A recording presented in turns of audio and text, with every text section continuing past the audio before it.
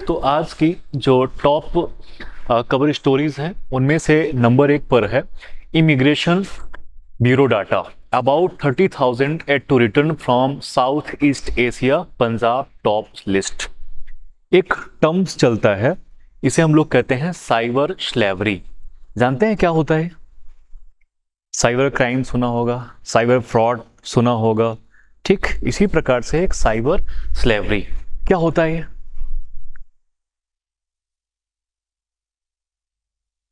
हमारे देश से, इंडिया से आप देखेंगे हर साल हम अलग अलग कंट्रीज में जॉब ढूंढने के लिए जाते हैं भी जाते हैं। ठीक, अब हमारे लिए कोई शाहरुख खान की तरह बाहें फैला के तो खड़ा नहीं है कि आओ गले लग जाओ, हम तुमको काम ही देने वाले थे। ठीक, फ्रॉडिस्ट लोग भी वहाँ पर बैठे हुए हैं। ठीक है, और होता क्या है कि इन सब के साथ कुछ न कुछ अनहोनी घटनाएं ऐसी होती हैं कि वो ट्रैप में फंस जाते हैं। ठीक, इसी में पंजाब टॉप पर है। फिर आप देखेंगे अलग अलग स्टेट से भी कई लोग हैं जो अभी भी वहाँ पर फंसे हुए हैं। क्या होता है एक्चुअल में, जब आप कहीं भी जाते हैं ना तो आपके साथ ट्रैपिंग मामला बहुत चलता है। आज आप देखेंगे कि खासकर नॉर्थ ईस्ट इंडिया में भी आपको देखने को मिलेगा कि बहुत सारे लोग इमिग्रेट करते हैं फॉरेन कंट्रीज की तरफ। क्यों करते हैं? मेजर रीजंस में अगर हम डिस्कस करेंगे तो नंबर 1 पर आता है यूथ अनएम्प्लॉयमेंट।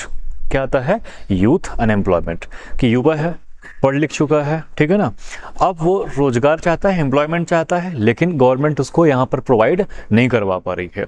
ठीक है ना, तो हम सर्च आउट करने के लिए, जॉब करने के लिए कहाँ पर जाते हैं? फॉरेन्स जाते हैं, विदेशों की तरफ जाएंगे। ठीक, वहाँ पर हमारे साथ क्या होता है? फ्रॉड होता है। फ्रॉड के अलग अलग तरीके होते हैं। आज की डेट में सारी चीज़ें हो चुकी हैं क्या? डिजिटलाइजेशन। और डिजिटलाइजेशन में हम बहुत जल्दी स्कैम में फंस जाते हैं। होता है कि नहीं होता है? जैसे एक बहुत अच्छा तरीका है उनको आपको फंसाने का, ठीक, कि अच्छी अच्छी वेबसाइट्स बनाएंगे जिसमें आपको पहले जॉब के बारे में बताएंगे, प्लस जब जॉब के बारे में डिस्कस करते हैं तो हाई पैकेज बताया जाता है। अब उतना पैकेज आपको सुनते ही लगता है कि यार अब तो इतने में तो हमारे देश क्या, हमारे घर, मतलब हमारे घर की गरीबी क्या, हम मोहल्ले की गरीबी दूर कर देंगे। ठीक है, मतलब आपके दिमाग में एक अलग ही इमेजिनेशन चलने लगता है कि पहले साल गया तो घर बनेगा, दूसरे साल गया तो, ठीक है ना, कार आ जाएगी, तीसरे साल में हवेली बंगला खड़ा हो जाएगा, चौथे साल तो मैं इंडिया फिर आ जाऊंगा। लेकिन तब तक आपको इतना ट्रैप में वहाँ फंसा लेते हैं कि निकलना मुश्किल हो जाता है। ठीक, इनके अलग अलग तरीके हैं आपको फंसाने के। यंग एज है आपकी, ठीक, तो स्वाभाविक सी बात है कि बहुत सारे तरीके हैं उनके पास। आज के डेट में अगर आप देखेंगे ना कि फेक आईडीज़ बनती हैं, फेक वेबसाइट्स बनती हैं, फेक आपका डेटा आपसे यूटिलाइज कर लिया जाता है। आपने भी इंडिया में भी कई तरह के स्कैम्स देखे होंगे, ठीक है, जहां पर आपसे वीडियो कॉल कर देंगे, वीडियो कॉल के माध्यम से आपका स्क्रीनशॉट ले लिया जाएगा और फिर आपको, समझ रहे हैं ना बात को, क्या किया जाता है? ठीक, आपको फाइनेंशियली अच्छा खासा फिर वहाँ पे वसूली की जाती है कि भैया आपकी फ़ोटोज़ हमारे पास हैं, अगर तुम नहीं दोगे तो हम, ठीक है, आपको क्या करेंगे? बदनाम कर देंगे। और हम सब किस चीज़ से डरते हैं? हाँ, डरते हैं, नहीं डरते हैं? ठीक, हर कोई डरता है और यही इनका सबसे बड़ा मेजर फैक्टर है। फिर ये अपने अकॉर्डिंग जो भी काम करवाना चाहते हैं हमारे यूथ लड़कों से वहाँ पे करवाते रहते हैं। और आप देखेंगे इस स्लेवरी में मोर देन हर एक एज ग्रुप के आपको इंडियंस देखने को मिलते हैं। ठीक, जिसमें खासकर यंग एज वालों को आप उठा के देखेंगे तो आपको ज़्यादा मिलेंगे। 20 to 29, 8777, ठीक है, 8338 और 4819, ये 40 to 49। इसके नीचे भी थोड़ा बहुत मिलेंगे और ऊपर भी मिलते हैं। ठीक, अब इधर वाले हो सकता है भगवान को भी प्राप्त हो चुके हों, लेकिन डेटा है कि अभी तक ये लौटे यहाँ से नहीं हैं। ठीक, तो ये ध्यान रखना है आपको। अभी जो खासकर इन कंट्रीज़ पे हम ध्यान देंगे, ठीक है ना, कि इंडिया जब ब्रिटिश इंडिया हुआ करता था तो मोस्टली यहाँ से लेबर्स जाया करती थी। बर्मा की तरफ आप देखेंगे म्यांमार है, ठीक है ना, कंबोडिया है, ठीक, मलेशिया है, इन सभी कंट्रीज़ पे हमारे लेबर्स को उठा उठा के ले जाते थे केवल जॉब के लिए, ठीक है, आप चलो काम करो। इसके बाद जब हम आज़ाद हुए, हमारे देश पे फैक्ट्रीज वैक्ट्रीज उतना ज़्यादा अकॉर्डिंग टू अदर कंट्रीज़ अगर हम देखें तो वो चांसेस नहीं मिल पाते हैं। तो हमने क्या किया, हमने भी अपने आप से मूव करना यहाँ पे शुरू कर दिया। किया कि नहीं किया? और हुआ क्या कि हम वहाँ जाते गए और इन सब जो जितने ट्रैप फैलाए जाते हैं उन ट्रैपर्स पे फंसते हुए चले जाते हैं। ठीक, ना केवल इन देशों में अगर आप देखेंगे हो रहा है हमारे इंडियंस के साथ, बल्कि आप ब्रिटेन तरफ चले जाइए, अरब जो सऊदी अरब कंट्रीज़ हैं, आप लगातार आजकल वीडियोज़ वगैरह भी देखेंगे तो आपको मिलते होंगे, ठीक है ना, कि भैया धोखे से कभी यहाँ मत आना, ये मत करना, वो मत करना। आपने अभी एक मूवी आई थी डंकी मूवी, देखी होगी, ठीक है, शाहरुख खान की। उसमें एक दिखाया गया है ना कि काम कुछ और कर रहे हैं लेकिन इंस्टाग्राम फेसबुक में फ़ोटोज़ वगैरह, ठीक है, मतलब ऐसे वीआईपी डालें जैसे उन्हें के दादाजी का बंगलो था पीछे ठीक, और उसी की ट्रैप में हम और आप सब क्या करते जाते हैं, फंसते चले जाते हैं, है ना। और ये फिल्टर वाला ज़माना बहुत बर्बाद करके रखा है दुनिया को, यहीं पे हम फंस जाते हैं। कभी भी जब तक सामने से फेस टू फेस ना मिल लो किसी से, कभी फिल्टर वाली इमेज पे बिलीव मत करना ठीक है, ध्यान रखना, लड़कों खासकर हैं। क्यों ध्यान रखना है, इतना भी अच्छा कोई नहीं जितना इंस्टाग्राम में अच्छी फ़ोटो लगाते हैं, और इतना बुरा भी कोई नहीं जितना आधार कार्ड में अच्छी फ़ोटो आती है, ठीक है। एक मिडिल पाथ है, उसको ध्यान में रखना कि जब कोई अच्छा खासा लगा के रखा हो डीपी बढ़िया सुनहरी, तो उसको थोड़ा और आप क्या करना, उसका ब्राइटनेस आप कम करके देख लेना, ठीक। तो इस स्कैम में आप नहीं फंसोगे। खैर आप नहीं फंसोगे, ये जो फंसने वाले होते हैं अलग ही बीज तंत्र होते हैं। आज के डेट में देखेंगे इंडिया में भी कितना ज़्यादा क्राइम चलता है। आपसे बोलेगा भैया आपको मैंने फ़ोन पे किया, 2 रुपये OTP ये सब मांग लेते हैं ना, और आप देखोगे अच्छे खासे प्रोफेसर्स तक उस ट्रैप में फंस जाते हैं। उनका अकाउंट 30-30 लाख 40-40 लाख रुपए एक बार में साफ, ठीक। हमारे पास ह्यूमन रिसोर्स भरा पड़ा है इंडिया। और एक्चुअल में आज अगर आप देखेंगे ये 2 प्रकार के क्वेश्चंस बनेंगे यूपीएससी में। प्रीलिम्स बेस्ड भी क्वेश्चंस बनने वाला है और आपका मेंस बेस्ड भी क्वेश्चन बनने वाला है। प्रीलिम्स बेस्ड में आप देखेंगे तो ये आपसे पूछेगा कि भैया कारण, व्हाट इज द रीजन, ठीक है ना, और किन किन देशों की तरफ हम लोग ज़्यादा क्या कर रहे हैं, पलायन कर रहे हैं, इमिग्रेट हो रहे हैं, ठीक। उसके मेजर रीजन्स हो जाते हैं, और सबसे बड़ा रीजन एक ही होता है, वो होता है इकोनॉमिक। क्या होता है, इकोनॉमिक रीजन। हम एक जगह से दूसरे प्लेस में मूव कब करना चाहते हैं। आज इंडिपेंडेंट इंडिया है तो नेचुरली हम किस लिए मूव करेंगे, इकोनॉमिकली मूव करेंगे कि हमें अपनी लाइफ स्टाइल को क्या करना है, हाँ, इम्प्रूव करना है, ठीक। हम सब चाहते हैं कि हमारी लाइफ जो है वो किसकी तरह हो जाए,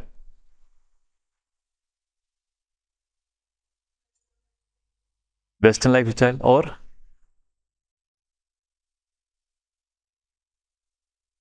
आप भी जब ये शपथ ली होगी ना यूपीएससी निकाल के करना क्या है,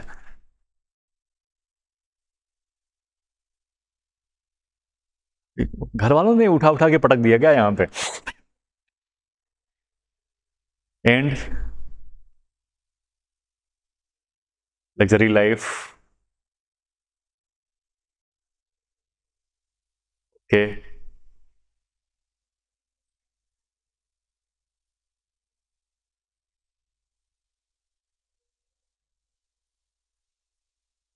लोगों ने भगत सिंह को पढ़ा नहीं गया कभी, सच सच बताना ईमानदारी से।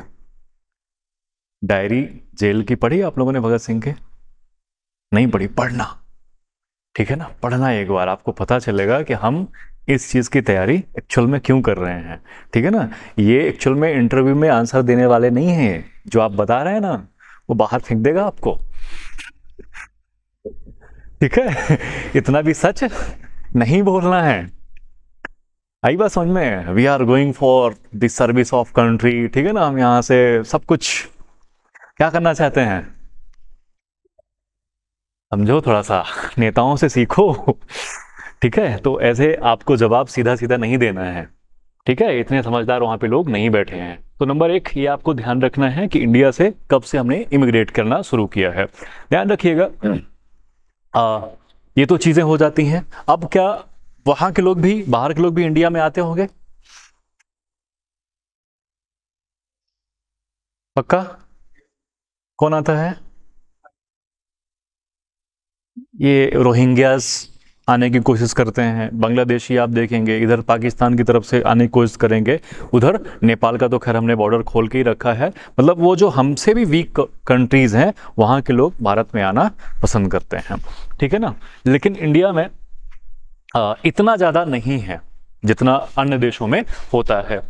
चलिए, तो ये डेटा आपको दिमाग में अपने रखना है, क्योंकि ये क्वेश्चन हमसे पूछा जाएगा, पक्का पूछा जाएगा, प्रीलिम्स का भी है और मेंस का भी है, क्योंकि इंटरनेशनल रिलेशन को भी अफेक्ट करता है, ठीक है ना, हमारे अनएम्प्लॉयमेंट को भी दर्शाता है, ठीक है। इंडिया में अब क्योंकि 2-3 डायमेंशन में जाएगा, ध्यान रखिएगा, ये हमारे पॉवर्टी को भी पकड़ता है कि भैया गरीबी है, इसीलिए हम क्या कर रहे हैं, बार बार बाहर जाने की कोशिश कर रहे हैं, ठीक है। अनएम्प्लॉयमेंट है, इसलिए जॉब सीख के लिए जा रहे हैं, ठीक। इसके साथ साथ अपॉर्चुनिटीज क्या है, इंडिया में कम है, ठीक, ये भी एक मुद्दा है। अगर अपॉर्चुनिटी हमारे पास ज़्यादा होंगी तो हम नेचुरली नहीं जाएंगे बाहर की तरफ, ठीक है। चलिए, अब आगे की तरफ बढ़ते हैं। तो ये थोड़ा सा डेटा आपको अपने दिमाग में रखना है, क्योंकि ये साइबर स्लेवरी, आपको साइबर क्राइम, ये बार बार साइबर फ्रॉड देखने को मिलेगा ही। चलिए, अब आगे आते हैं। Russia interested to collaborate India में small reactors get transactions private players offers captive sites. Actual में क्या है कि स्मॉल मॉड्यूलर रिएक्टर्स, SMRS, इसका नाम जरूर याद रखिएगा आप लोग थोड़ा सा, ये है न्यूक्लियर पावर से रिलेटेड, ठीक है, न्यूक्लियर एनर्जी से रिलेटेड है, कि हम रसिया के साथ कोलैबोरेट करना चाहते हैं कि भारत में एनर्जी, जो न्यूक्लियर एनर्जी है, उसे हमें क्या करना है, बढ़ाना है। क्यों बढ़ाना है? इंडिया का एक पर्पस है कि न्यूक्लियर एनर्जी हमें दुनिया में विध्वंस करने के लिए, लड़ाई के लिए नहीं यूज करना है। किसके लिए यूज करना है? अपनी एनर्जी को बढ़ाने के लिए, पावर्स को जनरेट करने के लिए, ठीक। उसे हम अलग अलग सेक्टर्स में यूज करना चाहते हैं, जैसे हम मैन्युफैक्चरिंग में यूज करना चाहते हैं, हम इलेक्ट्रिसिटी में यूज करना चाहते हैं, हम इनोवेशन में यूज करना चाहते हैं, ठीक। हम पाकिस्तान या दुनिया को डराने के लिए यूज नहीं करना चाहते हैं, हम किसको क्या करना चाहते हैं, उससे अपना पावर, एनर्जी पावर को बढ़ाना चाहते हैं, ठीक है। तो ये पॉइंट्स भी आपको ध्यान में रखना है कि SMRS are small reactors offering 30 to 300, ठीक, megawatt power output per unit and are seen as effective is not just producing base load power. हुआ क्या है, कुछ सालों में कई कंट्रीज में आप देखेंगे, ठीक, कि न्यूक्लियर एनर्जी का जो यूजेस है वो थोड़ा सा आपको क्या मिलेगा, डिक्रीमेंट में मिलता है, मतलब कम हुआ है। उसे हम लगातार क्या चाहते हैं कि थोड़ा सा बढ़ाया जाए। जैसे आप अलग अलग कंट्रीज का उठा के देखेंगे डेटा, तो हमें कम देखने को मिलेगा। तो ये मेजर पार्ट ये है कि न्यूक्लियर एनर्जी को हम क्यों बढ़ाना चाह रहे हैं और कौन इसमें काम कर रहा है, ठीक। तो याद रखना है, स्मॉल मॉड्यूलर रिएक्टर्स यहाँ पर काम कर रहे हैं, SMRS, ठीक है। इसका पॉइंट आपको दिमाग में अपने रखना है। और कौन सी कंट्री हमारे साथ कोलैबोरेट करने के लिए तैयार है? तो रसिया तैयार है, ठीक है। रसिया लगातार आप देखेंगे हर एक एरिया में इंडिया के साथ कोलैब करने के लिए तैयार रहेगा। क्यों रहेगा? शायद पिछली बार भी डिस्कस किया था हमने कुछ। नंबर 1 वॉर, दूसरा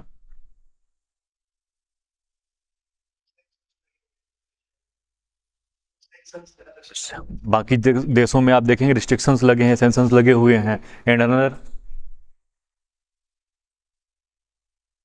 रिलेशन भी हमें, बायलैटरल रिलेशन भी अपने क्या करना है, स्ट्रॉन्ग करके रखना है। थर्ड, इकोनॉमिकल भी समस्या है ना, क्योंकि बाकी देशों के साथ उनका इंपोर्ट एक्सपोर्ट्स क्या हो चुका है, ठीक है, डिक्रीज हो चुका है, तो उसे भी पैसे की जरूरत है। पैसा कहाँ से पा सकता है अभी? और आप भी जानते हो कि अभी इमर्जिंग जो कंट्री है दुनिया में एम्पावरमेंट का, वो कौन है? इंडिया है। इकोनॉमिकल भी आप देख लीजिए, हर एक फील्ड में आप उठा के देखेंगे तो रशिया भी चाहता है कि भैया in every sectors we wants to, ठीक है ना, कोलैबोरेट विथ इंडिया, ठीक है।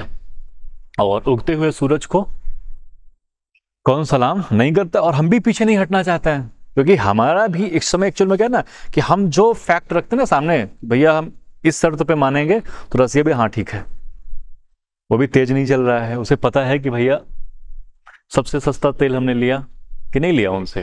क्यों लिया? भले इंडिया में सस्ता नहीं हुआ है, लेकिन लिया हमने। क्यों लिया?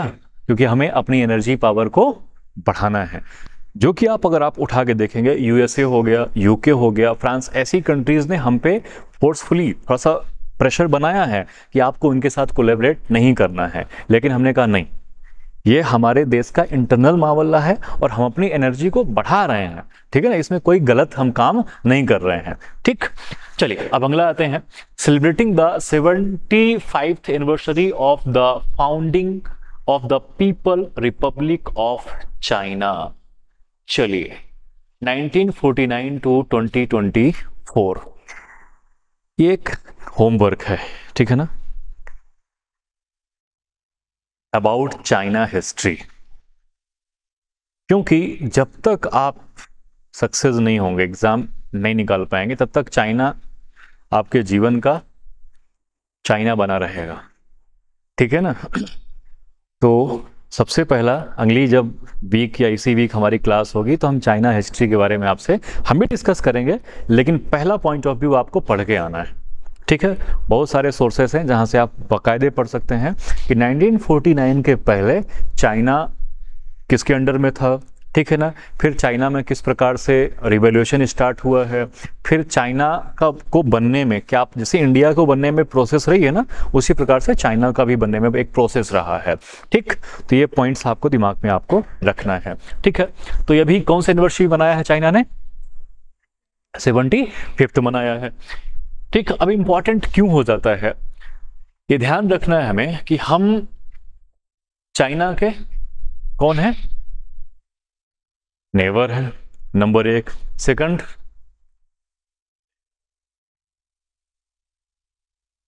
ट्रेड पार्टनर भी हैं। थर्ड,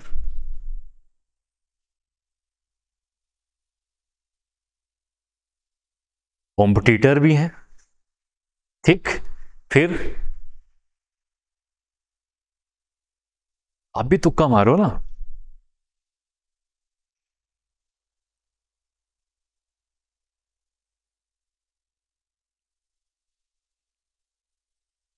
इस टॉपिक में बात किया करूं मैं लड़कियों से आप लोग फिर खुल के जवाब दिया करोगे, हैं।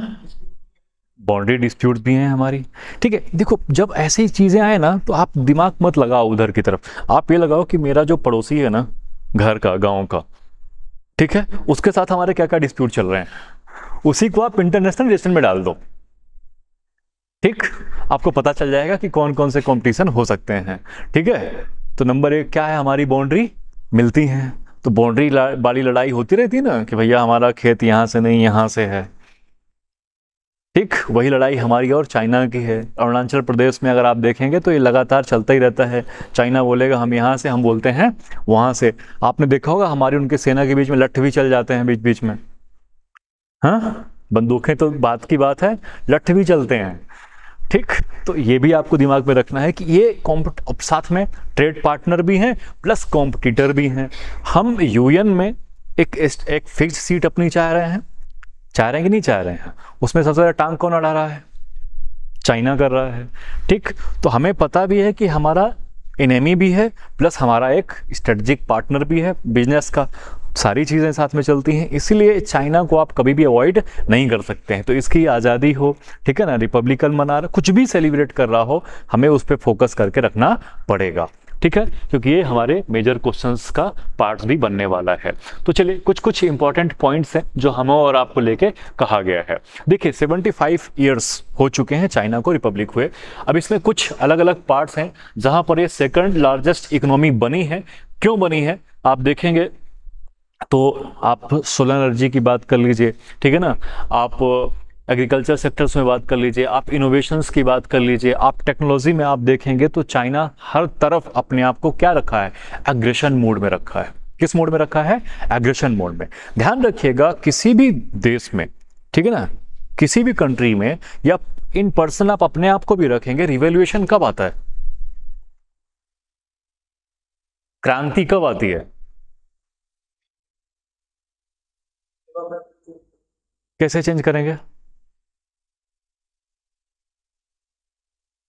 जब हम अपने आप को फास्ट ट्रैक मोड में रखते हैं। रिवॉल्यूशन ध्यान रखिएगा सोते सोते नहीं होता है, उसके लिए हमें क्या करना पड़ता है, जागना पड़ता है, ठीक है ना। स्टेटस लगाने से रिवॉल्यूशन नहीं आता है, उसके लिए क्या करना पड़ेगा, ग्राउंड लेवल पे हमें वर्क करना पड़ता है। जैसे हमें अगर 12 महीने में एग्जाम क्वालिफाई करना है तो उसके लिए हमें क्या करना पड़ेगा,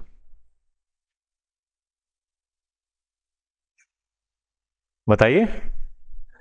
देखिए घुमा फिरा के मैं वहीं आऊंगा ठीक है, क्या करना पड़ेगा हमें, 24 आवर्स दिए हैं, ठीक, नेचर ने हमें, उनमें से कितने आवर्स हमें खुद को देना पड़ेगा, तभी ये रेवोल्यूशन हमारा क्या होगा, सक्सेस होगा। नहीं फिर ध्यान दीजिएगा अनसक्सेस हो सकता है। तो चाइना ने इस चीज़ को रिवैल्यूएशन के रूप में लिया है कि हमें हर फील्ड में काम करना है, ठीक है, चाहे एयर की बात होगी, सी की बात होगी, ठीक है, अर्थ की बात होगी, स्पेस की बात होगी, ठीक है ना, जहाँ कहीं भी आप जाओगे हम सबसे पहले वहाँ पर मिलने वाले हैं, ठीक। इसीलिए आप अग्रेशन मोड पे जब आप काम करते हैं तो वो चीज़ें आपको दिखती हैं। और वर्ल्ड सेकंड लार्जेस्ट इकोनॉमी बनने के बाद उसने देखा आपने कि हर तरफ अपने आप को ये क्या कर रहा है, एक्सप्लोर कर रहा है, बढ़ा रहा है। भले एक्सप्लॉइटिंग इसकी पॉलिसीज रही हैं पर दुनिया को पैसा बांटने में पीछे नहीं हटता है सबसे। क्योंकि देखो एक ही काम होता है गांव में, आप देखेंगे ना जो सरपंच है, प्रधान, उसका काम क्या होता है, गरीब को कर्जा दे दो। कितना कर्जा दे दो, इतना दे दो कि जीवन में वो कभी क्या ना कर पाए, चुका ही ना पाया। फिर हम क्या करेंगे, मतलब प्रधान जी क्या करेंगे फिर, उसकी जमीन पर, उसके घर पर, उस पर क्या कर लेंगे, कब्जा कर लेंगे। यही भाई साहब की स्ट्रेटजी है, ठीक है ना, कि इन्होंने पाकिस्तान को क्या कर दिया, आधाधुंध पैसे दे दिया, ठीक, रोड बेल्ट बनाने के लिए पैसा दे दिया। अब उन भिखमंगों के पास तो कुछ है नहीं लौटाने को, तो बाद में क्या होगा। अब वो चीजें हमें अपने दिमाग में रखनी है कि वो सिरदर्द आगे चढ़ के किसके लिए बढ़ने वाला है, क्योंकि चारों तरफ से वो किसको घेर रहा है, ठीक है। तो चलिए अब advancing modernization and development China and India collaboration, ये पॉइंट हमारे लिए ज़्यादा इंपॉर्टेंट है, ठीक है। तो कुछ कुछ बातें हैं जिन्हें अपने दिमाग में रखनी है कि firstly the plenary session sounded that the clarion call for the depending reform comprehensively. The third plenary session 20th CPC Central Committee made clear the overall objective of further depending reform comprehensively, which is to continue improving and developing the system of socialism with China, protest and modernize China system and capacity for governance by 2035। China actual में ये कह रहा है कि जितनी socialist चीज़ें हैं, communist चीज़ में हैं, हम सब साथ में क्या करना चाहते हैं, अपने बढ़ाना, देश में भी करना है, देश के आसपास जो हमारे कंट्रीज हैं, भारत वगैरह, यहाँ पर भी हम साथ में काम करना चाहते हैं। चलिए अब under the leadership of prime minister Modi the Indian government put forward the policy of reform, perform and transform. Point to be noted, ये वर्ड आपको दिमाग में रखना है, क्या कहा गया है, लिख लीजिए अगर लिखना भी हो तो, reform, perform and transform. And India's economy maintains rapid development, people's living standard improve continuously. Only China and India can understand how many efforts should be made to promote reform in a country with a population of 1.4 billion। क्योंकि एक major challenge China के साथ भी रहा है ना population का, और वही चैलेंज किसके साथ है, हमारे इंडिया के साथ भी है। और हम दोनों को एक साथ ही ग्रो अप करना है। चाइना हमसे थोड़ा पहले निकल गया है, हम क्या कर रहे हैं, अभी पीछे पीछे चल रहे हैं, ठीक। और उस प्रकार के जो स्ट्रिक्ट रूल एंड रेगुलेशंस हैं कम्युनिस्ट पार्टियों में, वो इंडिया में नहीं है, क्योंकि हम साथ साथ में डेमोक्रेसी को भी लेके चलते हैं, प्रजातंत्र को भी लेके चलते हैं, ठीक है। हमारे भी राइट टू स्पीच है, राइट टू लिव है, ठीक है ना, राइट टू एवरीथिंग है अपने पास। लेकिन वहाँ पर ये चीज़ें इतनी ज़्यादा इम्प्लीमेंट नहीं हो पाती हैं। कहाँ पर, चाइना में। आपको एवरी वर्क किसके अकॉर्डिंग करना पड़ता है, अकॉर्डिंग टू गवर्नमेंट, ठीक है ना। हमारे देश में क्या है, हम स्वतंत्र हैं, ठीक, हम जो चाहते हैं वो कर सकते हैं।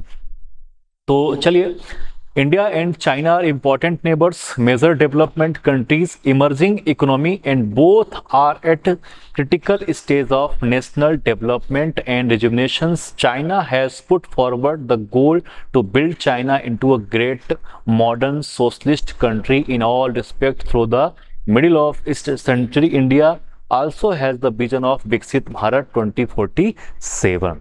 हमने डेवलप्ड इंडिया का कॉन्सेप्ट रखा है कब तक लिए, 2047, ठीक। डेवलप्ड कंट्री का मतलब क्या होता है, विकसित भारत का, ये डेफिनेशन पढ़ी आपने, क्या होता है,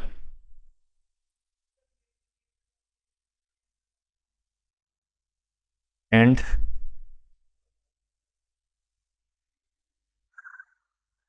ये तो अभी भी है फिर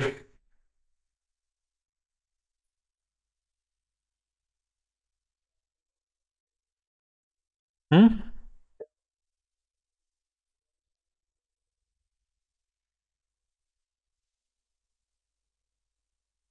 दूसरा पॉइंट।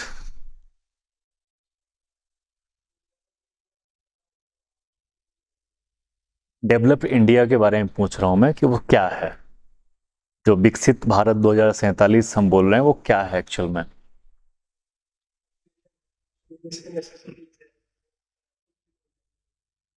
ठीक है, रोटी कपड़ा और मकान, ये अब है सबके पास। रोटी भले ना हो लेकिन कपड़ा मकान तो है। और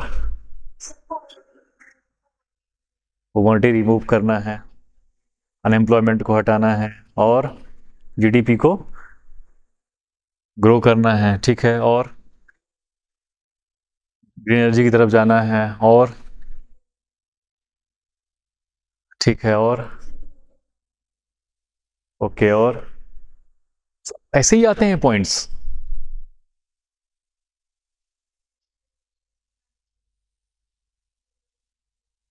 ओके।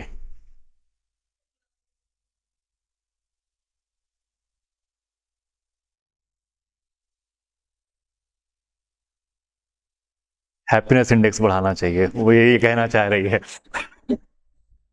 वो कह नहीं पा रही थी। है ना। चलिए। अगला पॉइंट है, both China India should adhere to guidance of the importance conscience reached by the leaders of the two countries and jointly seek ways of neighboring major countries to live in peace। ठीक है, पर China हमें piece में सोने देगा कभी? ऐसा सिर्फ किताबों में हो सकता है, ठीक है ना, नॉट इन प्रैक्टिकल वेज। हमें हमेशा क्या रखना पड़ेगा, रेडी रहना पड़ेगा। एक इंग्लिश में कहावत है, if you want piece be ready for war. ठीक है ना, कि अगर अपने जीवन में आप शांति चाहते हैं तो हमेशा लड़ने के लिए क्या रहिए, तैयार रहिए। ठीक है ना, जब भी पड़ोसी हल्ला मचाए लठ लेके खड़े हो जाओ, अपने आप बैकफुट में चला जाएगा वो। लेकिन आप नहीं जाएंगे तो वो दिन भर चिल्लाता रहेगा। होता है ऐसा कि नहीं होता है? तो if you want piece be ready for war. ठीक, अभी 2014 के पहले तक पाकिस्तान क्या करता था हमारे साथ? पाकिस्तान उल्टा खेलता था, रोज कुछ ना कुछ हमले कर रहा है, ये कर रहा है। मनमोहन सिंह पढ़े लिखे डिसेंट पर्सन थे, ठीक है भाई मान जा, ये कर ले वो कर ले, वो यूएन से बोलते थे। 2014 के बाद क्या हुआ? एक मोटा भाई एक छोटा भाई आए, पलट दिया पूरा उन्होंने गेम। अब पाकिस्तान दुनिया में घूमता फिर रहा है, बोलता भाई इनको संभालो। ठीक है ना, तो ये होता है रिवर्स। ठीक, अब वो शिकायत करता फिर रहा है कि नहीं यार हमें बचा लो, अब हमें समस्या है। ठीक है, तो समझना चाहिए। तो चलिए, एक एम्बेसडर साहब हैं चाइना के, इन्होंने भी कुछ मैसेज दिया है, और चाइना मैसेज उनका यही है कि इंडिया के साथ हमें इकोनॉमिकली कोलैबोरेट करना है। ठीक है ना, पीस मेंटेन करके चलना है, बाउंड्रीज गाइडलाइंस को मेंटेन करके रखना है, ना हम पार करें ना इंडियंस पार करेंगे। ठीक है, इसके साथ साथ में हमें साथ में इकोनॉमिकल पावर वर्ल्ड में बन के जाना है। ठीक, ये ध्यान रखना है आपको। तो ये छोटी छोटी बातें इंडिया चाइना के बीच में हुई हैं। अब आते हैं 10 years of Swachh Bharat mission, SBM, Modi ji का मिशन है, ध्यान रखना है। ठीक है, with 2026 target approaching cleaning clearing of 50% landfill sites in big cities at to start. Swachh Bharat स्वच्छ मिशन को कितने वर्ष हो गए हैं? 10 years हैज बीन डन। ठीक, चंडीगढ़ किस नंबर पे आया था क्लीनेस्ट सिटी में? अभी जो क्लीनेस्ट सिटी का रिपोर्ट आया था, ठीक, उसमें चंडीगढ़ का 3rd नंबर में था शायद।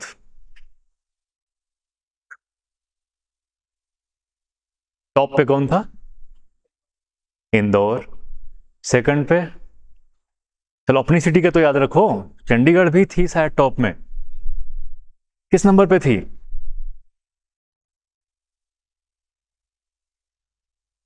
पढ़ नहीं रहे हो यार तुम लोग, बुरा मत मानना। हाँ, मैं जो पूछ रहा हूँ मुझे वो बताओ बस।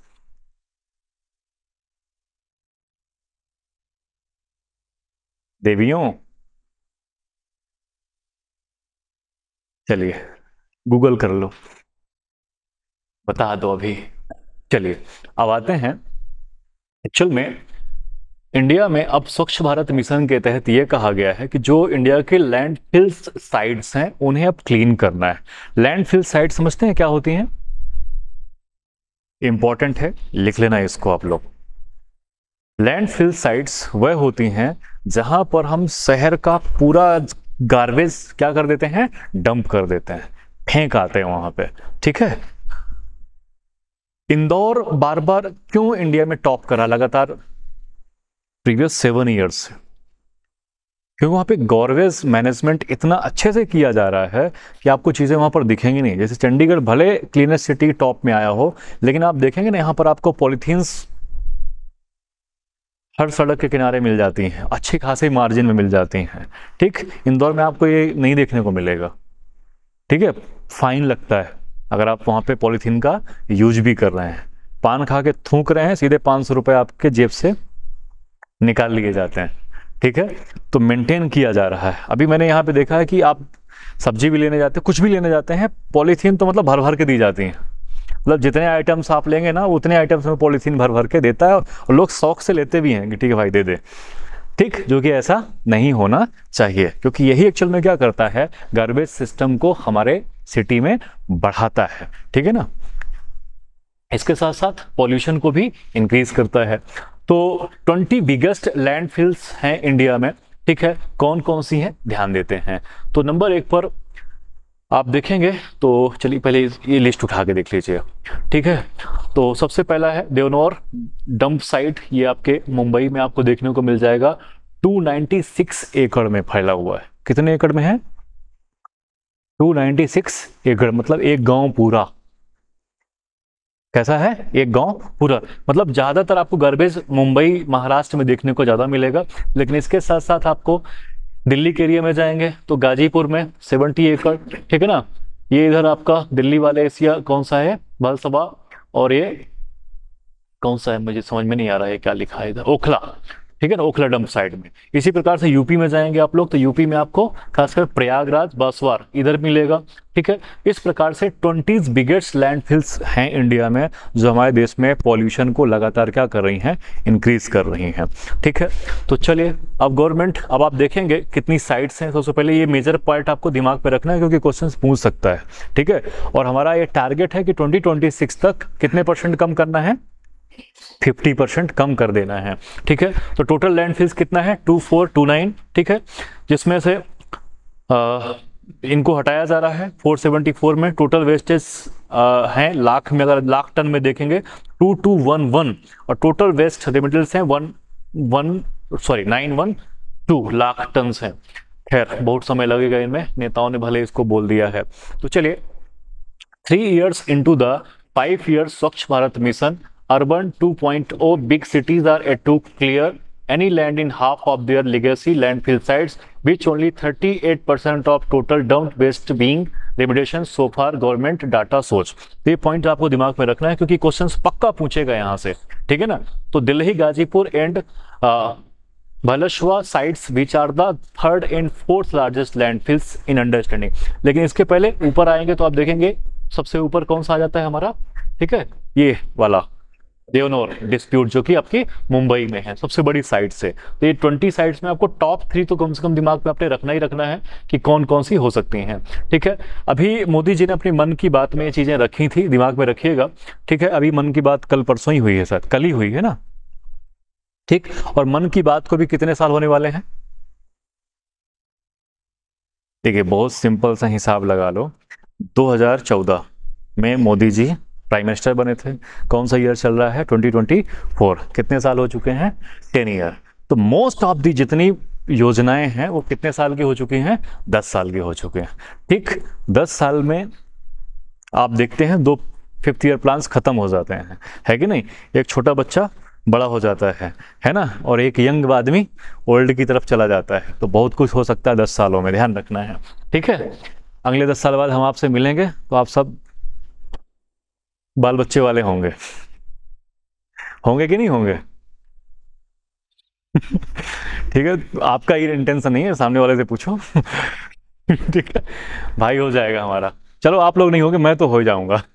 ठीक है, मैं अपनी तरफ सारी जिम्मेदारी लेता हूं। तो ये पॉइंट आपको दिमाग में अपने रखना है। क्लियर है? चलिए अब आगे आते हैं। Rise in FTI shows make in India success back local products. प्रधानमंत्री इन्होंने मन की बात में ही कहा है। FDI, foreign direct investment. हम लगातार फॉरेन डायरेक्ट इन्वेस्टमेंट को क्या करना चाहते हैं? बढ़ाना चाहते हैं। क्यों बढ़ाना चाहते हैं? ताकि हमारा रुपया क्या हो? स्ट्रांग हो। ठीक है, किसके अगेंस्ट में? डॉलर के अगेंस्ट में। ठीक, क्योंकि हमारा रुपया स्ट्रांग होगा तो हमारी इकोनॉमी भी स्ट्रांग होगी, जीडीपी भी हमारा बढ़ेगा और नेशनल इनकम बढ़ेगा, पर कैपिटल इनकम बढ़ेगी। बढ़ेगी कि नहीं बढ़ेगी? ठीक, इंफ्रास्ट्रक्चर हमारे देश का इंप्रूव होगा। ठीक है, मैन्युफैक्चर साइट्स इंक्रीज होगी। इंपोर्ट तो कम होना चाहिए, एक्सपोर्ट हमें क्या करना है? लगातार बढ़ाना है। तो हमें एफडीआई की जरूरत ज्यादा है। ठीक है, और साथ साथ में इन्फ्लेशन को भी कंट्रोल करने में काम करता है। इन्फ्लेशन बोले तो ठीक है ना, महंगाई डाइन बोला करो इसको। ठीक है, डायन है। तो चलिए मोदी जी क्या कहते हैं कि जो हमारे देश का लोकल प्रोडक्ट है, ठीक है, local for vocal, vocal for local, इसके साथ साथ इस लोकल प्रोडक्ट को हमें कहां पर लेके जाना है? बताइए ना। बिल्कुल, आलू पराठा कहाँ जाना चाहिए अब? कि जो बाइडेन साहब जब ब्रेकफास्ट करें, ठीक, तो ब्रेकफास्ट में क्या होना चाहिए? आलू पराठा होना चाहिए।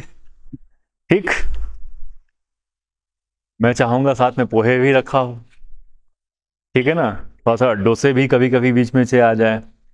ठीक है, तो सारा जलेबी भी आ जाए। तो ये सारा जो इंडिया का प्रोडक्ट है वो हर तरफ होना चाहिए। होना चाहिए कि नहीं होना चाहिए? तो एफडीआई अपने आप बढ़ेगा। ठीक, फिर जो क्या बोलते हैं हम लोग अभी साइबर स्लेवरी पढ़ रहे थे ना, तो हो सकता है ये चीज़ें क्या करने को मिलेंगी, हमें कम देखने को मिलेंगे। लेकिन पहुंचाना पड़ेगा। लाल मिर्च कम डालो, पक्का हो जाएगा, ध्यान देना। ठीक है, अंग्रेजों को पचता नहीं है वो आलू पराठा आपका लाल मिर्च वाला। ठीक है, तो घर में भी लाल मिर्च डालते हो आप लोग? ये दुकान वाले डालते हैं? तो चलिए मोदी जी क्या कह रहे हैं, थोड़ा सा ध्यान दीजिएगा, क्योंकि ये जब जब कुछ बोलते हैं ना, ये हमारे क्वेश्चंस बना देते हैं। ठीक, प्रीलिम्स बेस्ड पर भी, मेंस पर भी, और आगे चल के इंटरव्यू में भी। ठीक है, और आप एक सिविल सर्वेंट बनने की तैयारी कर रहे हैं, पर आप अभी से मान लो कि हम हो चुके हैं। ठीक है ना, तो लाइफ भी वैसे जिया करो। आई एम द डीसी, क्या डिप्टी कलेक्टर बन चुके हैं हम। सोचा करो कि हाँ मैं हूँ, सुबह सुबह रोज बोलो। ठीक है, चाल ढाल सब बदल लो, आसपास के जितने निगेटिव लोग सबको भगा दो। प्रोटोकॉल फॉलो करो भाई तुम। ठीक, फोन भी जल्दी नहीं उठाने का, बिजी हूं। ठीक है, तो चलिए, prime minister Narendra Modi said on Sunday that the increase in foreign direct investment showed the success of Make in India campaign which complete 10 years this month।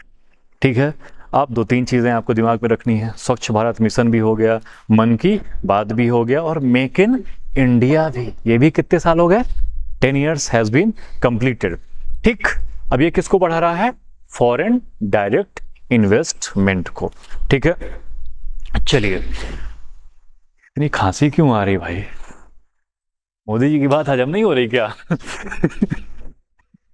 अगला है, today's India has become manufacturing, ठीक है, power house, and it is because of the youth power of the country that the whole world is looking up to us. ध्यान रखना, पूरी दुनिया आपकी तरफ देख रही है। ठीक है ना, आप यूथ हैं, मानते हैं खुद को? मानते हैं कि नहीं मानते हैं? पक्का ना? तो दिखा करो ना। Be automobiles, textiles, aviation, electronics और defence, every sector in the countries export constantly. देखिए इसका इंपैक्ट तो पड़ा है। क्यों पड़ा है? आप देखेंगे सैटेलाइट्स भी हम लोग पहले क्या करते थे, लॉन्च करने के लिए दूसरी कंट्रीज का सहारा लेते थे। वर्तमान में आप देखेंगे कि दूसरी कंट्रीज के सैटेलाइट्स अब हम लॉन्च करने लगे हैं। तो उससे हमें क्या मिलता है? तो क्या बढ़ेगा हमारा? एफडीआई। क्या बढ़ेगा? एफडीआई, फॉरेन इन्वेस्टमेंट्स बढ़ेगा। और हमें सबसे ज़्यादा ज़रूरत उसी चीज़ की है कि हमें सबसे ज़्यादा चाहिए। दे दो, जितना आपके पास है सब दे दो, क्योंकि हमारे पास कितने लोग हैं पता है ना? कितने अरब खरब हैं हम लोग? पानी है किसी के पास? दे दो इसको, आपको।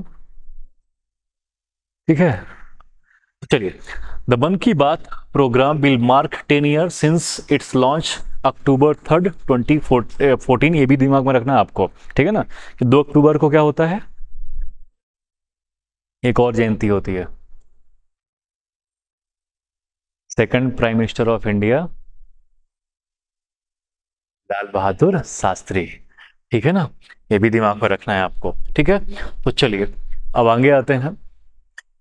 हाँ, ये भाई साहब जब तक है ना जिंदा, इजराइल हो गए, रसिया हो गए, ठीक है ना, तब तक आपका करंट अफेयर दुनिया में चलता ही रहेगा। इन्होंने भी एक बंदे को और गिराया है मार के। ठीक है, Israel kills another Hezbollah leader in Lebanon, strikes Houthis in Yemen. ध्यान रखना है आप लोगों को, इजराइल भाई साहब लगातार एयर स्ट्राइक कर रहे हैं, कुछ ना कुछ हरकतों में हैं ही। ठीक है, ये जो भाई साहब हैं आपका, कहाँ गया ये? हसन नसरल्लाह, जो कि हिजबुल्लाह का, ठीक है, जनरल सेक्रेटरी भाई साहब हुआ करते थे। बहुत अच्छे स्पोक पर्सन थे। ठीक है, इनके पिताजी जो फादर साहब थे, ये सब्जी फ्रूट्स का ठेला लगाते थे। उनका बेटा है, और इतनी बड़ी, ठीक है ना, जो मंजिल है इन्होंने हासिल की है। लेकिन अब आप देख ही रहे हैं भाई साहब ने, थोड़ा सा इनके बारे में ज़रूर रखिएगा। एक छोटी सी स्टोरी है इनकी, और वो दिमाग में आपको रखनी है। ठीक है, एक्चुअल में आप सबने पढ़ा है कि नहीं पढ़ा है इजराइल के बारे में? भी नहीं पढ़ा है? लिखो फिर, ये भी होमवर्क में लेना है अपन को। ठीक, सबसे पहले आपको इस बार क्या काम करना है, इजराइल का जितना जियोग्राफिकल एरिया है, ठीक है ना, वो देखना है साथ में, प्लस और इजराइल का historical area, sorry historical part आपको पढ़ के आना है। 2 चीज़ें आप जब पढ़ेंगे ना, तब आपको वर्तमान में जो करंट सिचुएशन में डिस्प्यूट चल रही है वो आपको समझ में आएगी सिनेरियो, कि एक्चुअल में ये सीरिया के साथ, ठीक है ना, ये यमन के साथ, लेबनान, इन चीज़ों पे क्यों बार बार लड़ाइयाँ होती हैं। ठीक है, इजरायली क्या चाहते हैं, फ़िलिस्तीन क्या चाहते हैं, उसके आसपास के जो नेबरहुड कंट्रीज़ हैं वो इजराइल से क्या चाहती हैं। लगातार जो गाजा पट्टी में बार बार, ठीक है ना, मिसाइलें दागी जा रही हैं, क्यों दागी जा रही हैं, ये तभी आपको समझ में आएगा जब आप इसका ज्योग्राफिकल और हिस्टोरिकल पार्ट को पढ़ोगे। जैसे इंडिया में आप देखेंगे, ठीक, हमारा एक पार्ट है जम्मू एंड कश्मीर, उसमें भी आप देखेंगे थोड़ा बहुत हालात ऐसे ही बने रहते हैं। और हमारा भी एक ज़मीन का टुकड़ा क्या कहलाता है? POK। क्या कहलाता है? POK। और हम भी चाहते हैं कि आगे चल के क्या किया जाए, ठीक, वापस लेना है। तो कुछ हैं जिन्हें मार दिया है, याद रखिए, जिहाद काउंसिल के, जैसे अली कराकी, ये 27 सितंबर को ये भी खत्म हुए हैं, 30 जुलाई को खत्म हुए थे। फौज शुक्र और इब्राहिम अकील, ठीक है, ये भी 20 सितंबर को खत्म हुए हैं। लेकिन सबसे इंपॉर्टेंट न्यूज हसन नसरल्लाह की बनती है, क्योंकि ये बंदा, ठीक है, गजब का था, और इसका जो क्या बोलते हैं इम्पैक्ट था, ठीक है, इनकी हिजबुल्लाह कम्युनिटी में बहुत ज़्यादा था।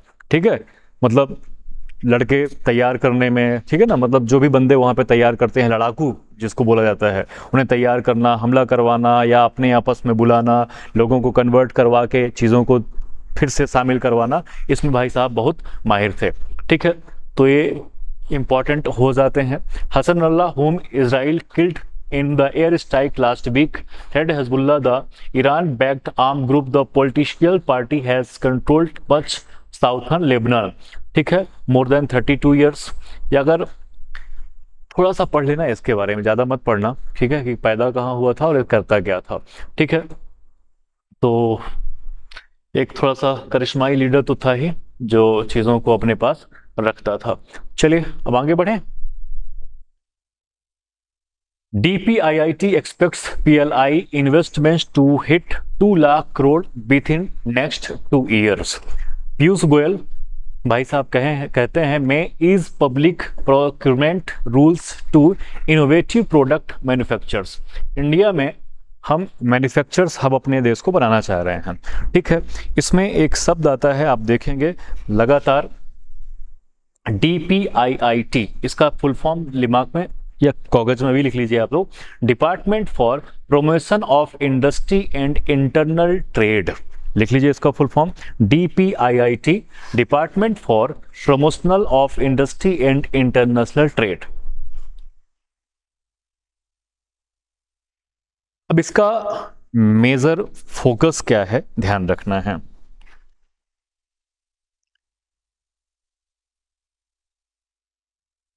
एक स्कीम चलाई थी सरकार ने जिसको कहते हैं PLI। क्या कहते हैं? PLI। इसको भी लिख लीजिए फुल फॉर्म में आप लोग, production linked incentive. Production linked incentive. इसका जो मेजर फोकस है, एम है, वो है बूस्ट डोमेस्टिक मैन्युफैक्चरिंग। ये भी आप लोग लिख सकते हैं, बूस्ट डोमेस्टिक मैन्युफैक्चरिंग, यानी सेकेंडरी सेक्टर्स को बढ़ाने में, ठीक है ना, एम लेके चल रहा है। इसका काम क्या है? इसका काम ये है कि जो भी मैन्युफैक्चर साइट्स हैं उन्हें लगातार इंसेंटिव्स भी देना है, ठीक है, प्रमोट्स भी करना है, ठीक, उनका हर प्रकार से, चाहे इकोनॉमिकल हो, ठीक है, जियोग्राफिकल हो, हर प्रकार से क्या करना है, सपोर्ट करना है, ठीक। तो गवर्नमेंट ये चाह रही है कि हमें अब दुनिया भर में ना इम्पोर्ट कंट्री बन के नहीं रहना है, हमें क्या करना है, टेक्निकली अब चीज़ों को एक्सपोर्ट भी करना है। कब तक हम दुनिया भर के मोबाइल अपने पास यूज करते रहेंगे? कुछ मेड इन इंडिया भी होना चाहिए, है ना, मेड इन चंडीगढ़ होना चाहिए, मेड इन मुंबई भी होना चाहिए कि नहीं होना चाहिए? आपके गांव में भी बन जाए तो और अच्छा है, ठीक। क्योंकि एक्चुअल में चाइना आज इतना एम्पावर क्यों खड़ा कर सका अपना? Because of the technology. आप देखेंगे यूएसए के पास इतना पैसा क्यों है? Because of the technology. जितनी डेवलप्ड कंट्रियां हैं जिनके पास अच्छा खासा पैसा है, वो क्यों है? केवल किसके वजह से? टेक्नोलॉजी की वजह से, ठीक। हमारे यहाँ पर टेक्नोलॉजी को उतना ज़्यादा बढ़ावा शुरू से नहीं मिला था।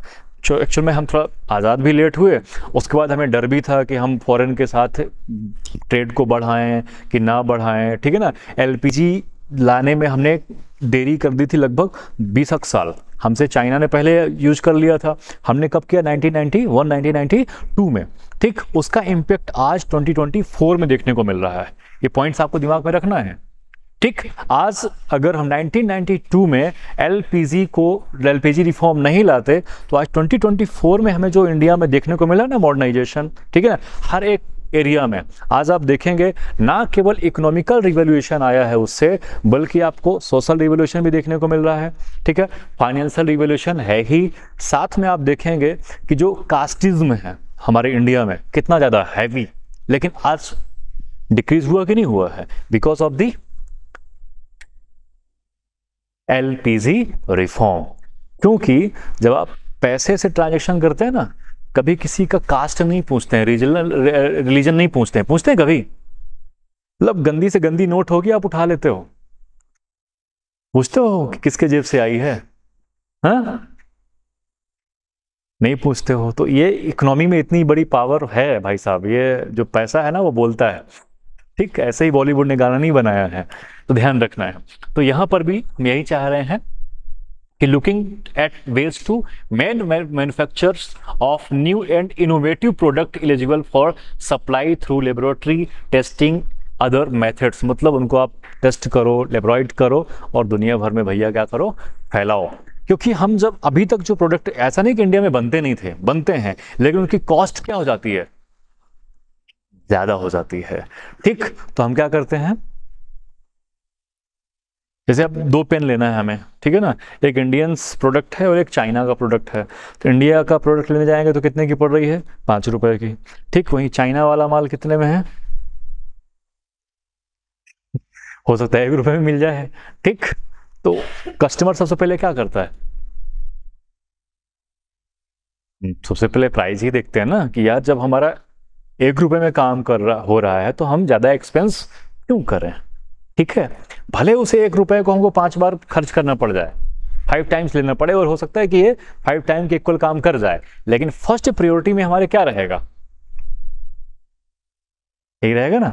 ठीक, प्लस फ्लेक्सिबिलिटी भी होना चाहिए, एलिजिबिलिटी भी होना चाहिए, ठीक है, और सर्विस भी इंपॉर्टेंट है, जो कि इंडियंस में मैन्युफैक्चरिंग साइट्स में अभी तक इतनी ज़्यादा देखने को नहीं मिलती थी। ठीक, तो ये भी पॉइंट्स आपको दिमाग में रखना है। तो planning road map for some sectors, there are certain sectors where the ecosystem takes time to develop. Initially the value added is less, but gradually it increase. We are examining whether we can create a roadmap for these sectors so can transition to become class 1 class 2 suppliers, commerce and industry minister Piyush Goyal भाई साहब ने कहा है। ठीक है, अब ये questions और भी पूछ सकता है आपसे भैया कि छोटे छोटे क्वेश्चंस यूपीएससी तो नहीं पूछेगा, पर जो वनडे एग्जाम्स अगर आप कभी देने जाते हैं तो वहां से आपसे पूछ लेता है। ठीक है, तो ये फाइनेंशियल ईयर अलग अलग क्या बोलते हैं ईयर्स की रिपोर्ट्स के अकॉर्डिंग किया गया है। चलिए अब अगला है आपके पास cadaver donation need rules and challenge. ये इंपॉर्टेंट है, थोड़ा सा इसको साइंस सेक्टर से है, लिख लीजिएगा। कैडेवर डोनेशन क्या होता है? डेथ बॉडी,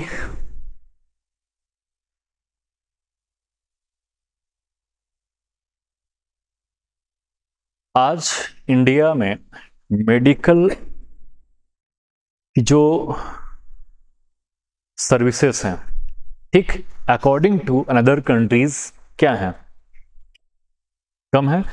अच्छी सर्जरी करवाना है तो हम कहाँ जाना पसंद करते हैं? फॉरेन जाना चाहते हैं अगर आपके पास पैसे हैं तो। ठीक, अनदर आप इंडिया में जाएंगे तो इंडियन हॉस्पिटल्स की कंडीशंस कैसी हैं? ठीक, इसी में एक रोड मैप बनाया जा रहा है, रूल्स रेगुलेशंस बनाया जा रहा है कि किस प्रकार से स्टूडेंट्स को एक डेड बॉडी की आवश्यकता पड़ती है स्टडी के लिए। मेडिकल स्टूडेंट है आपके आसपास कोई दोस्त घर वर में? ठीक, उनसे पूछना आप लोग। ठीक है, मुन्ना भाई एमबीबीएस तो देखी होगी आपने। ठीक, डेड बॉडी देख के ही सामने वाला गिर गया था, याद आ रहा है कुछ कुछ? उसी प्रकार से यहाँ पर भी जरूरत पड़ती है। चलिए, क्यों जरूरत पड़ती है? स्टडी के लिए। किस चीज़ के लिए? स्टडी के लिए। इंडिया में इसका थोड़ा सा प्रॉब्लम है। क्यों प्रॉब्लम है? कि हम अपने मन से डोनेट कम करने वाले बहुत कम होते हैं, क्योंकि हमारी आत्मा भटकती रहेगी अगर हमने डोनेट कर दिया तो। हमारे ऐसे किसका मानना है?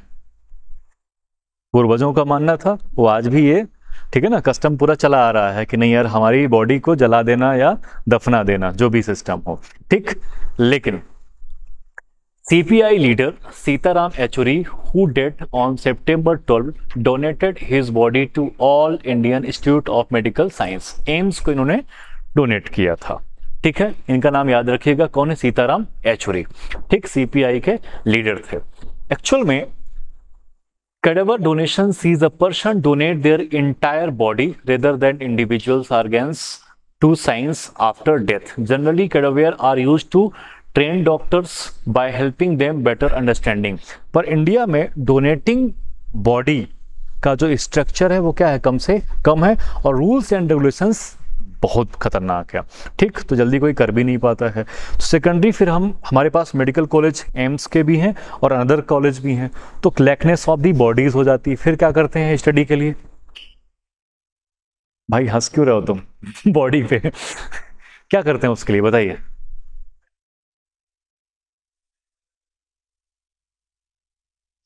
तुम मेढक पकड़ के ले जाओगे।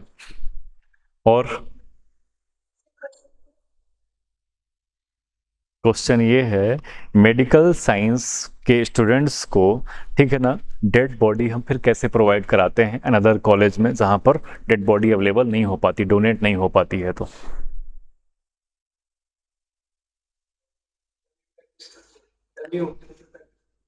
डमी प्रैक्टिस करते हैं। ठीक है, और डमी प्रैक्टिस से ही तो प्रैक्टिस करके आते हैं, फिर तुम्हारे ऑपरेशन असफल हो जाते हैं।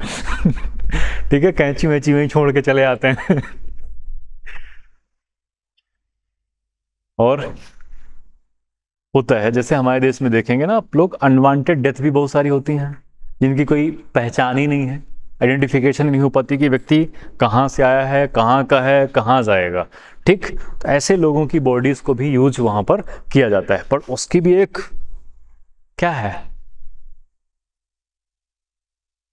रूल्स एंड रेगुलेशंस हैं कि आप किसी को ऐसे भी उठा के नहीं जा सकते, काट पीट दें उसको, ठीक, क्योंकि हो सकता है आपने मर्डर कर दिया हो, मे बी, ठीक।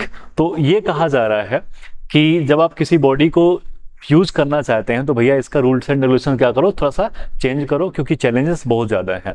अब आप किसी बॉडी को डोनेट कैसे करेंगे? There is no national organization to track whole body donation unlike organ donation. मतलब ऑर्गेन्स वगैरह कुछ ज्वाइन करना चाहते हैं, ऑर्गन वगैरह, तो आप कर सकते हैं, बाकी एंटायर बॉडी का ऐसा कोई रूल रेगुलेशन हमारे इंडिया में अभी तक नहीं है, ठीक है। हाँ, usually anatomy department, medical college, hospitals are directly in charge of the process. One has to go the specified department where 1 month to donate one's body and sign requisites form. After that, the donors next to kin have to contact the department to process the donation. अब आप बताइए, आप तो donate करके कई बार चले जाते हैं, आपकी फैमिली डोनेट नहीं करना चाहती है, वो क्या चाहती है? मार दो माचिस, जला दो इसको, ठीक है, क्योंकि हम चाहते हैं कि हमें, क्योंकि देखो यार, इंसान को बॉडी से प्रेम होता है ना, तो यही चाहता है कि हमारा जो भी है इसको ज़्यादा कष्ट अब नहीं मिलना चाहिए, ठीक है। But how many cadavers are donated in India, ठीक, तो not enough, although no consolidated estimate exist, medical institute have to reported shortage currently undergraduate medical required 1 cadaver for every 10 student. मतलब एक 10 स्टूडेंट्स में कितनी बॉडी चाहिए होती हैं? एक बॉडी चाहिए, ठीक है। तो मरने वालों की संख्याएं तो इंडिया में बहुत सारी हैं यार, रोज मरते हैं, डोनेट नहीं करता कोई, लेकिन डोनेशन का प्रोसीजर भी सबको नहीं पता है ना कि क्या कैसे होता है, ठीक। जब हम किसी बड़े लीडर्स का पढ़ते हैं तभी याद आता है कि अच्छा यार, वी कैन डोनेट, ठीक। खैर, ये चैलेंजेस है, ये आपको दिमाग में रखना है, आपसे पूछ सकता है, ठीक है। खैर, 2-3 कुछ क्या बोलते हैं होमवर्क हैं जिनको आपको करके लाना है, ठीक है। नंबर 1 क्या बताया था मैंने आपसे? China history. दूसरा क्या था? इजराइल और, ठीक है ना, हिस्ट्री एंड ज्योग्राफी करके लाना है, पक्का करके लाओगे ना, ठीक है ना। वीनस के जैसे तो नहीं करोगे, पक्का ना। वीनस को भी करके लाना, अभी गया नहीं है कहीं, वो अभी है, ठीक, ओके।